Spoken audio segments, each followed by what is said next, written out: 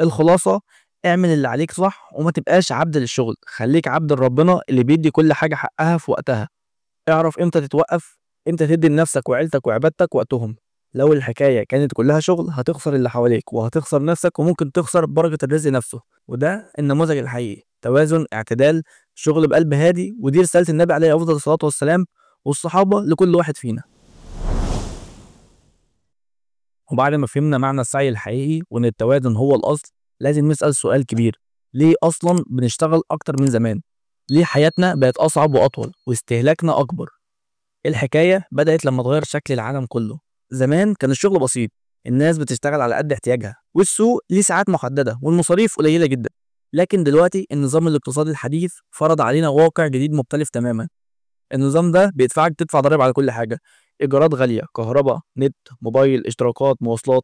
الحاجة اللي كانت زمان سهلة دلوقتي كل واحدة منها ليها فاتورة.